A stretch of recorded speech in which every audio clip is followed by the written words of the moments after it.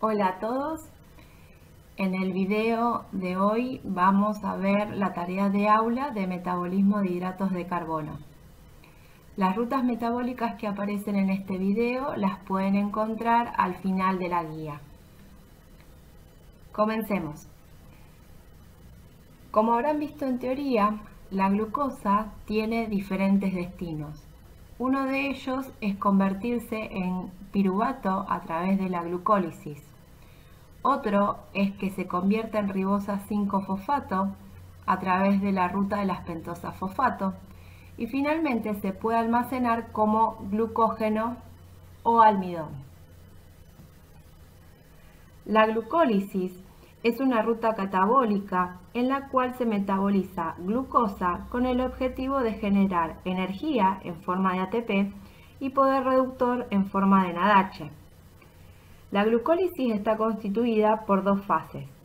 La fase preparatoria, en donde la glucosa se fosforila generando gliceraldehído 3-fosfato, y la fase de beneficio, en donde la oxidación del gliceraldehído 3-fosfato genera piruvato. Esta oxidación se encuentra acoplada a la generación de ATP y NADH. Es importante conocer el cambio en la numeración de carbono de la glucosa. Como verán en la imagen, el carbono 3 y 4 de la glucosa dará origen al carbono 1 del gliceraldehído 3-fosfato, el cual será el carbono 1 del piruvato. Por otro lado, los carbonos 2 y 5 darán origen al carbono 2 del gliceraldehído 3-fosfato, por lo tanto al carbono 2 del piruvato. Y finalmente los carbonos 1 y 6 darán origen al carbono 3 del gliceraldehído 3-fosfato, el cual será el 3 del piruvato. En la siguiente imagen pueden observar los puntos de entrada en la glucólisis que tienen las hexosas, los disacáridos y polisacáridos como glucógeno y almidón. El piruvato tiene distintos destinos dependiendo si estamos en condiciones aeróbicas o anaeróbicas. Si estamos en condiciones aeróbicas, el piruvato dará origen a acetil-CoA, el cual entrará al ciclo de Krebs y finalmente obtendremos como producto dióxido de carbono y agua. Por otro lado, si estamos en condiciones anaeróbicas, el piruvato puede generar lactato mediante la fermentación láctica o puede generar etanol y dióxido de carbono mediante la fermentación alcohólica.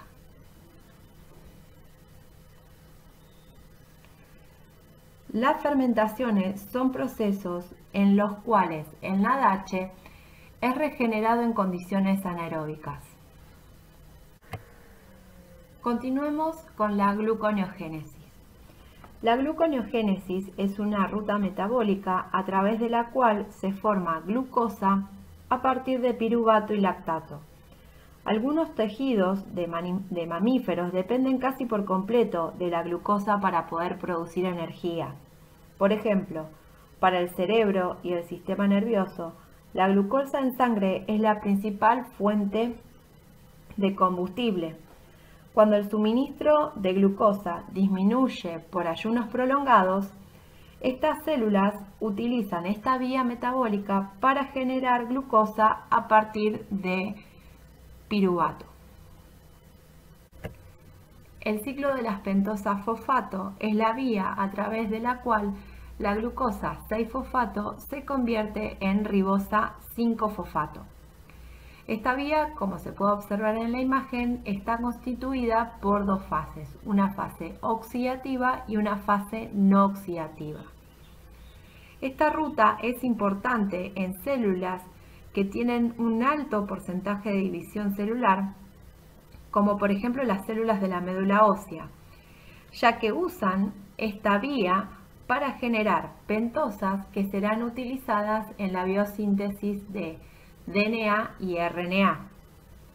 Por otro lado, en tejidos que tienen una síntesis de ácidos grasos activa, como por ejemplo el hígado, los adipocitos, el NADPH generado por esta ruta es utilizado como dador de electrones para la biosíntesis de estos compuestos.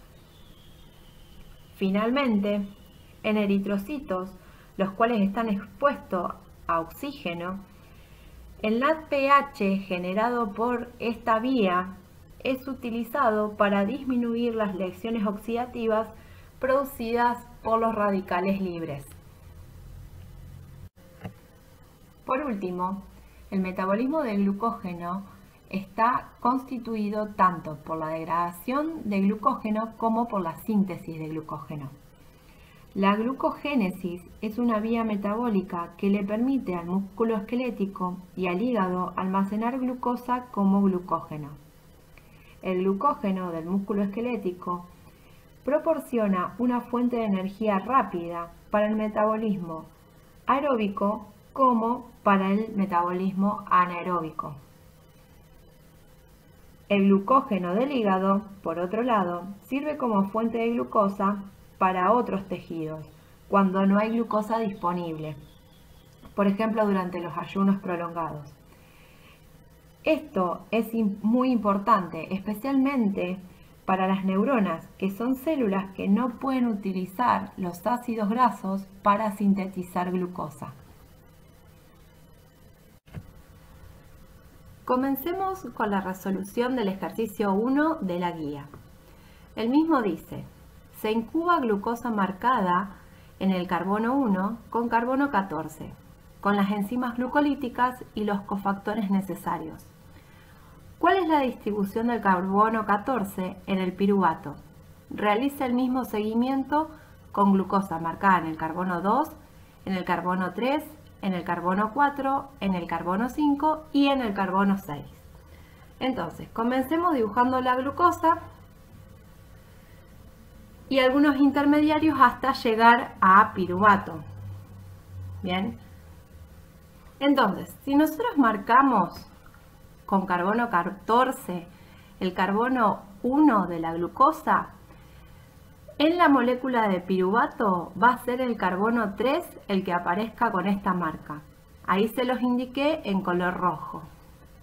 Cuando nosotros marcamos el carbono 2, que ahí lo dibujé en azul, es el carbono 2 de la molécula de piruvato el que va a aparecer marcado.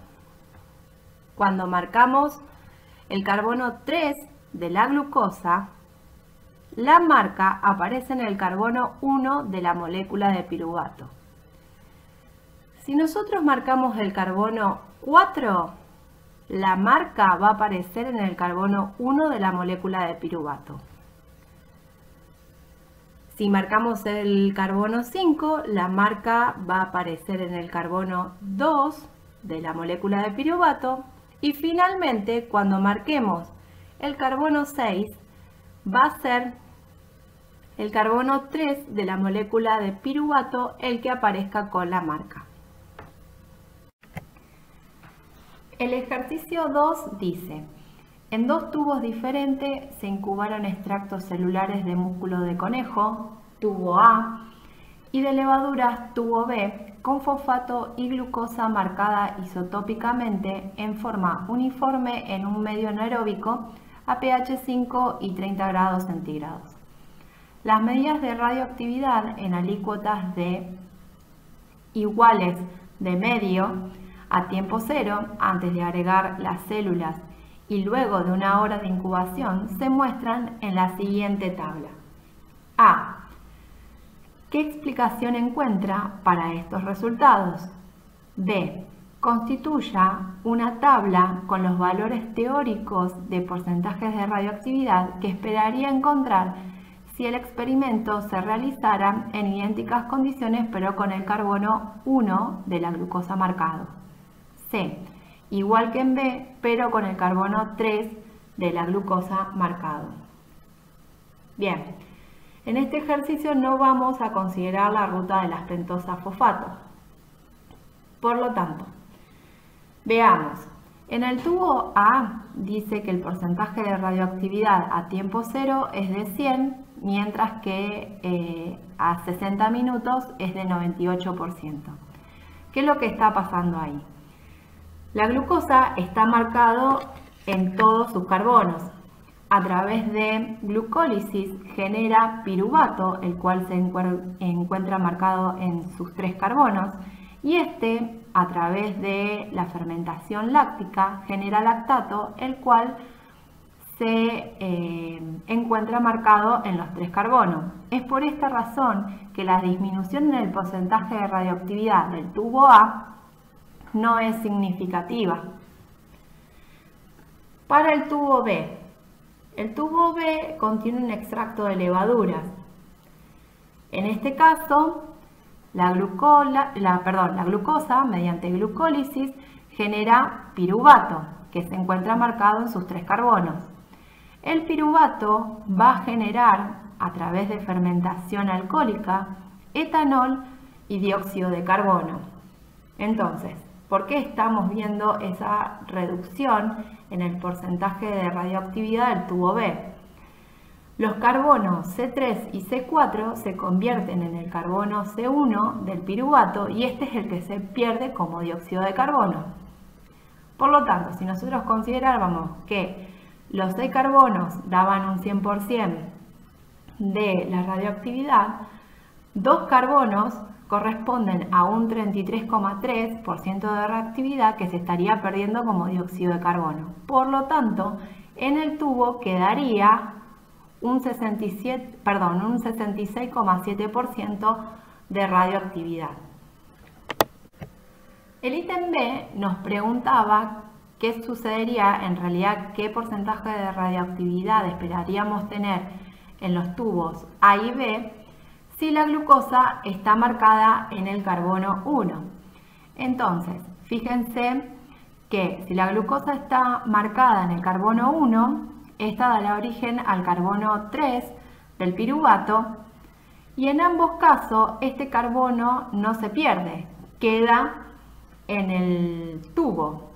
De esta manera, el porcentaje de radioactividad después de 1 hora para el tubo A y para el tubo B debería ser aproximadamente igual a la radioactividad a tiempo cero. Finalmente, en el ítem C nos pregunta cuál es el porcentaje de radioactividad que vamos a encontrar en los tubos después de los 60 minutos, en caso de que marquemos el carbono 3 de la glucosa. Entonces, en el tubo A, cuando la glucosa está marcada en el carbono 3, la marca radioactiva va a permanecer en el tubo después de los 60 minutos. ¿Por qué? Porque ese carbono 3 se va a transformar en el carbono 1 del piruvato y este carbono será el carbono 1 del lactato. Por lo tanto, después de los 60 minutos, la radioactividad que esperaríamos ver en este tubo sería el 100%. En el caso del tubo B, lo que estaría ocurriendo es que ese carbono 3 de la glucosa se va a transformar en el carbono 1 del piruvato y este va a ser liberado como dióxido de carbono. Por lo tanto, transcurrido los 60 minutos, lo que esperaríamos, el porcentaje de radioactividad que esperaríamos ver en el tubo B sería de 0%. El ejercicio 4 plantea: en uno de sus clásicos experimentos, Harden y Young, estudiando la fermentación anaeróbica de glucosa a etanol y dióxido de carbono por levadura, observaron que el fosfato era esencial para la fermentación y cuando éste se eliminaba o era consumido, la fermentación cesaba aún en exceso de glucosa. En estas condiciones se acumulaba etanol, dióxido de carbono y una exosa bifosfato. Además, si se agregaba arseniato en estas condiciones, no se acumulaba la exosa bifosfato y la fermentación proseguía hasta terminar la glucosa. Explique. Bueno, entonces, en una primera instancia, ¿qué es lo que sucede? La fermentación alcohólica cesa, ¿por qué? Porque se requieren 2 moles de fosfato por mol de glucosa para generar etanol y dióxido de carbono. Bien, Entonces, en caso de que el fosfato no esté presente en el medio, es por esta razón que la fermentación cesa. Por otro lado, la acumulación de etanol y de dióxido de carbono se debe a la reducción de piruvato. La acumulación de la hexosa bifosfato, en realidad esa hexosa bifosfato es el intermediario de la glucólisis, que es la fructosa 1,6-bifosfato. Y finalmente, ¿qué es lo que sucede? El arseniato es un análogo del fosfato. Bien, entonces reemplaza al fosfato en la reacción que cataliza la gliceraldehído 3-fosfato deshidrogenasa. Y en esta situación, si bien no hay formación de ATP, el 3-fosfoglicerato puede continuar su ruta a través de la glucólisis. El ejercicio 8 dice: se incubaron a 37 grados centígrados 0,5 mililitros de un extracto de levadura libres de mitocondrias, conteniendo 1 miligramo por mililitro de proteína, con 0,2 mililitros de una solución de glucosa 0,5 molar en un volumen final de 3 mililitros. A los 30 minutos se sacaron dos alícuotas de 0,1 mililitro cada una, determinándose en una de ellas 13,3 micromoles de glucosa y en la otra 30 micromoles de etanol. A. Determine la velocidad de consumo de glucosa y de producción de etanol expresándolas en micromoles por minuto por miligramo de proteína. B.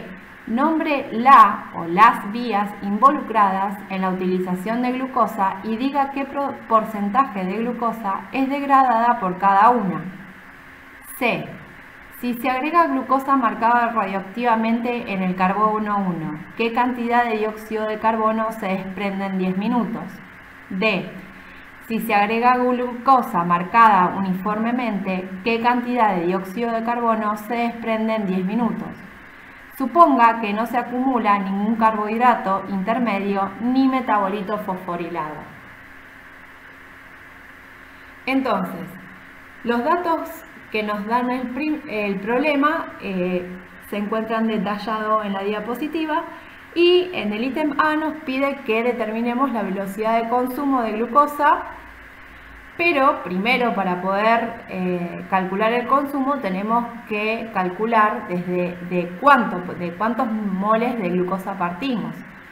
Entonces, teniendo en cuenta que la concentración de glucosa que nos da es de 0,5 molar, decimos que en 1000 mililitros hay 0,5 moles de glucosa.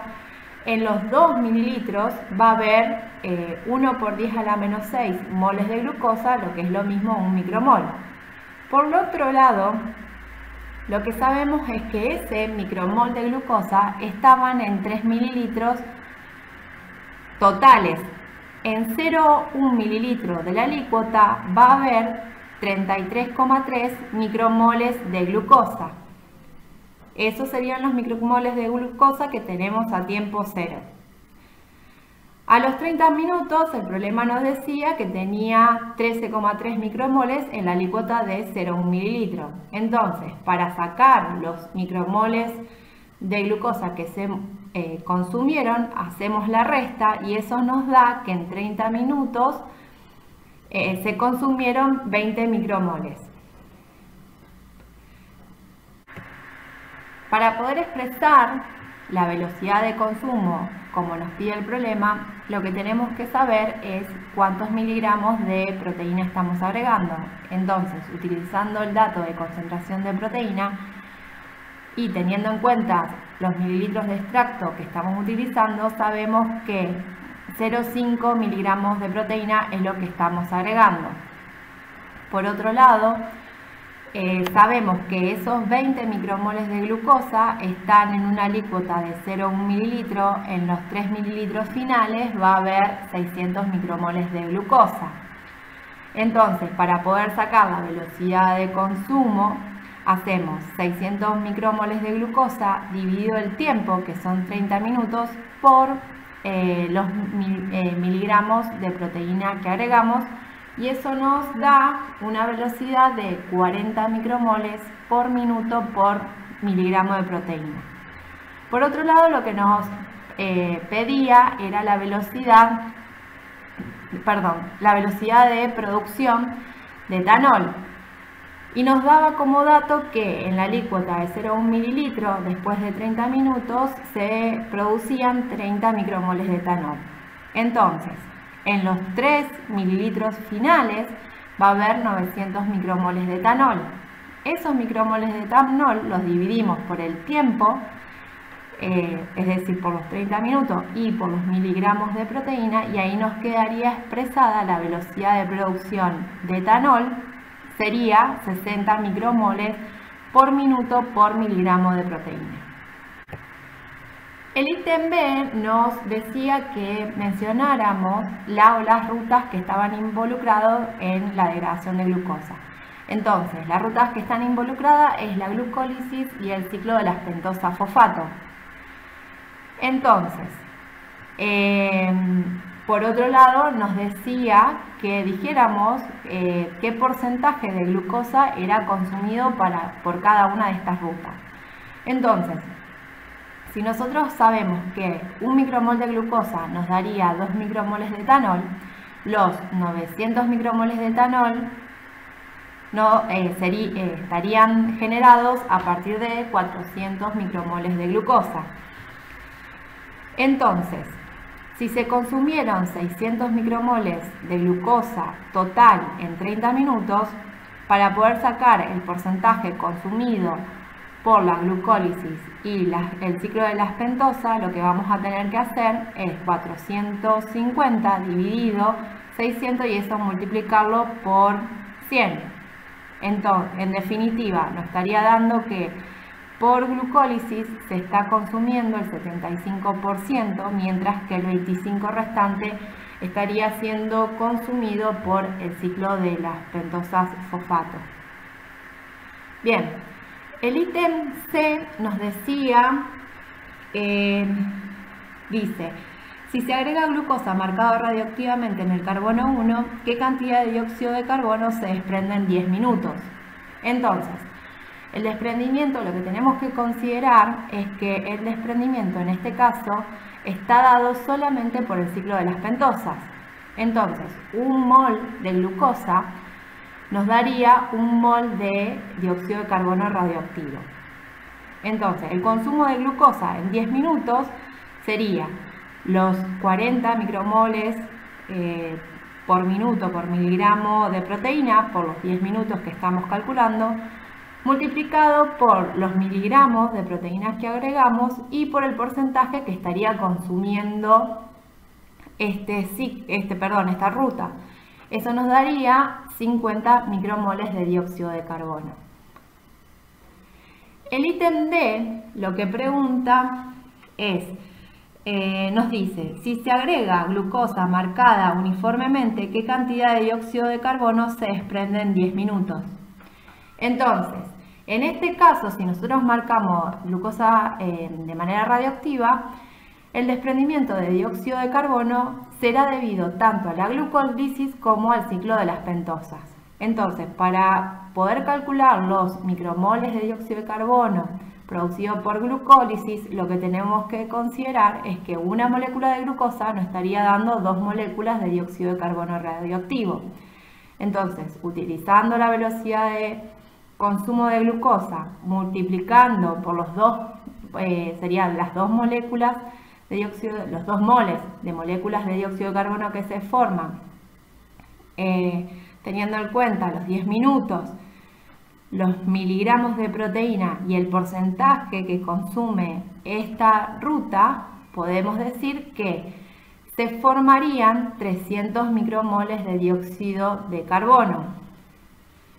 Cuando hacemos el cálculo para el ciclo de las pentosas, lo que tenemos que tener en cuenta es que una molécula de glucosa nos estaría dando 6 moléculas de dióxido de carbono radioactivo. Así que en el cálculo vamos a reemplazar ese 2 por un 6 y obviamente también tenemos que reemplazar el porcentaje de glucosa que es consumido por esta ruta. En definitiva, eso nos estaría dando 300 micromoles de dióxido de carbono. Como conclusión, los micromoles de dióxido producido en total es 600 micromoles, ya que son la suma de estos de 300 micromoles de dióxido de carbono producido por el ciclo de las pentosas y el producido por la glucólisis.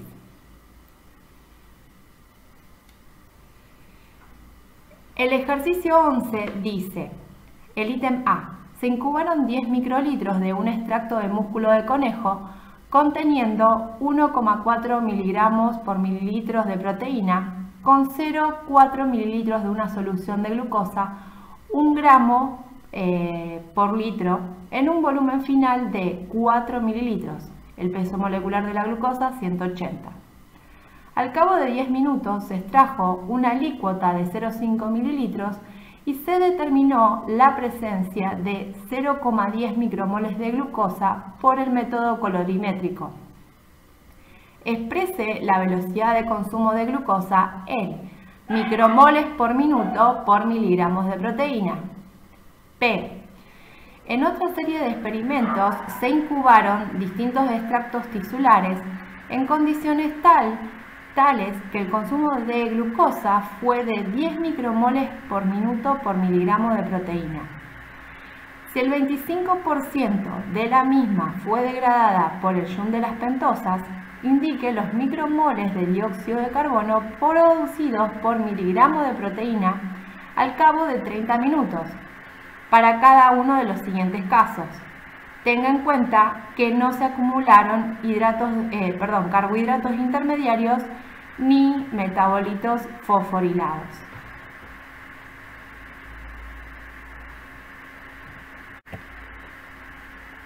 Los datos que nos da el problema son los siguientes. Y el ítem A nos pide que calculemos la velocidad de consumo de glucosa en micromoles por minuto por miligramo de proteínas. Entonces, primero tenemos que saber de cuánta glucosa partimos. Para eso tenemos que vamos a convertir esa concentración 1 gramo por litro en molar. En este caso nos estaría dando, la vamos a expresar en milimoles. Entonces, sabemos que en 1000 mililitros vamos a tener 5,5 milimoles de glucosa. En los 0,4 mililitros va a haber 2,2 por 10 a la menos 3 milimoles de glucosa. Esos micromoles de glucosa estaban en los 4 mililitros totales. En la alícuota que se tomó va a haber 0,275 micromoles de glucosa. Estos son los micromoles a tiempo cero. El problema nos decía que después de 10 minutos los micromoles que había en 0,5 mililitros eran 0,100. Entonces, para poder sacar los micromoles de glucosa consumido, hacemos la resta entre 0,275 micromoles y 100 micromoles, y eso nos daría 0,175 micromoles de glucosa que se consumieron en 10 minutos. El problema nos pide que expresemos el consumo de glucosa en micromoles por minuto por miligramo de proteína. Entonces, para poder saber los miligramos de proteína que pusimos, tenemos que considerar la concentración de proteínas y el volumen del extracto. Eso nos da 0,014 miligramos de proteína. Por otro lado, lo que vamos a hacer vamos a calcular los micromoles de glucosa que había en el volumen total. Es decir, en 0,5 mililitros de la alícuota yo tenía 0,175 micromoles de glucosa. En los 4 mililitros voy a tener 1,4 micromoles de glucosa. Entonces,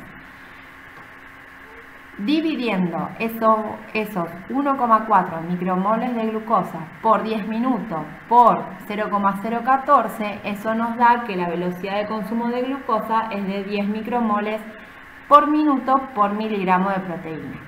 Bien, en el ítem B nos da una serie de datos. En realidad nos dice que el consumo de glucosa en ese ítem fue de 10 micromoles por minuto por miligramos, y eso es el consumo de glucosa lo vamos a considerar como el 100%.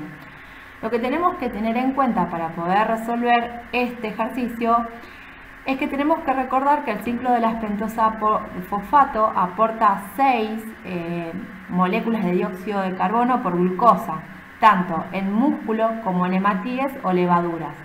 Por otro lado, la glucólisis anaeróbica en levaduras aporta 2 moléculas de dióxido de carbono por molécula de glucosa.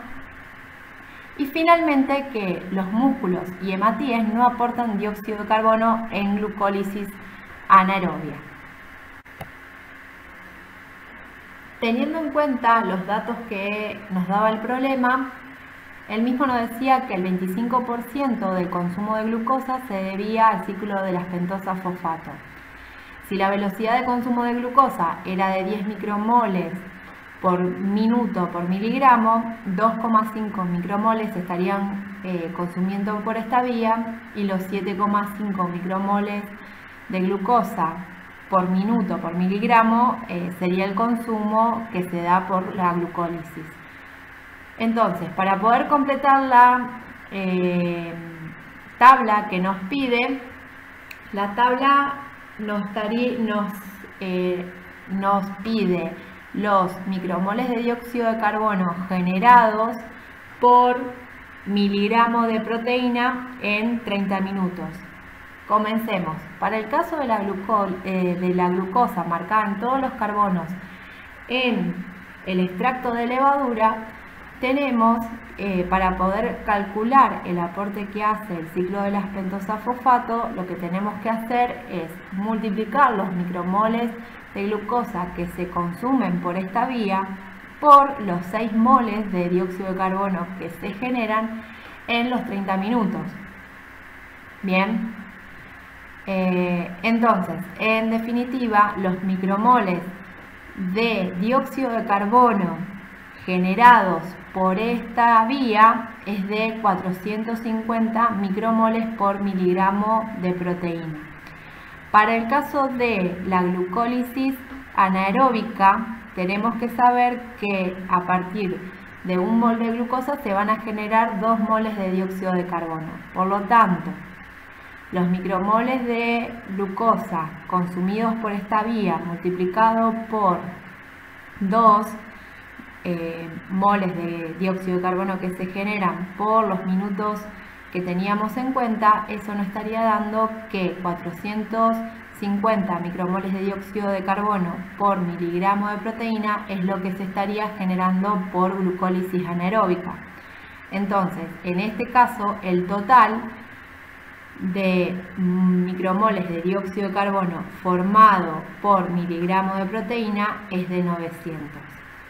Para el caso de la glucosa que esté marcado en todos los carbonos, pero estamos en el caso del extracto de músculo de conejo, solo vamos a tener el aporte debido al ciclo de las pentosas fosfato. Entonces, en el mismo caso que como hicimos anteriormente, lo que vamos a hacer vamos a multiplicar los micromoles de glucosa que se consumieron por los 6 moles de dióxido de carbono que genera esta vía por los 30 minutos. Eso nos daría 450 micromoles de dióxido de carbono por miligramo de proteína. Como la glucólisis anaeróbica no aporta micromoles de dióxido de carbono, la sumatoria total nos estaría dando 450 micromoles de dióxido de carbono por miligramo de proteína. Bueno, ahora vamos a hacer el caso en donde la glucosa esté marcado pero en el carbono 1, tanto por el caso de las levaduras como para el caso del extracto de músculo de conejo. En este caso lo que tenemos que considerar es que el ciclo de las pentosa va a estar generando una molécula de dióxido de carbono por molécula de glucosa. Entonces, para sacar los micromoles de dióxido de carbono que se forman, multiplicamos los micromoles de glucosa, esos 2,5 micromoles de glucosa por minuto por miligramo de proteína, por 1 por el tiempo, por los 30 minutos. Eso nos daría 75 micromoles por miligramo de proteína. Como la glucólisis anaeróbica no estaría generando dióxido de carbono en esta situación, el total sería de 75 micromoles de dióxido de carbono por miligramo de proteína. En el caso del extracto de músculo va a ser exactamente igual que el caso de las levaduras, solamente el ciclo de las pentosas fosfato estaría generando dióxido de carbono. Entonces el total es de 75 micromoles de dióxido de carbono por miligramo de proteína. La última situación que nos planteaba era que la glucosa estuviese marcado en el carbono 1 y en el carbono 3, tanto para el caso de las levaduras como para el caso de extracto de músculo. Entonces, el ciclo de las pentosa en esta situación estaría generando 2 moles de dióxido de carbono por mol de glucosa. Para poder sacar los moles de dióxido de carbono por miligramo de proteína, vamos a multiplicar 2,5 micromoles por minuto por miligramo de proteína por los 2 micromoles de dióxido de carbono que se generan por los 30 minutos. Eso nos da un total de 150 micromoles de dióxido de carbono por miligramo de proteína que aporta esta vía, y la vía de la glucólisis anaeróbica nos va a dar un total de 225 micromoles de dióxido de carbono por miligramo de proteína. Por lo tanto, el total va a ser de 375 micromoles de dióxido de carbono por miligramo de proteína. Y finalmente, en el caso del extracto de músculo, los micromoles de dióxido de carbono que se van a generar van a estar dados solamente por el ciclo de las pentosas. Entonces, 2,5 micromoles de glucosa por minuto por miligramo de proteína que está consumiendo esta vía por los 2 micromoles de dióxido de carbono que se generan por los 30 minutos, eso nos da un total de 150 micromoles de dióxido de carbono por miligramo de proteína. En definitiva, la sumatoria de estas vías nos va a dar 150 micromoles de dióxido de carbono por miligramo de proteína.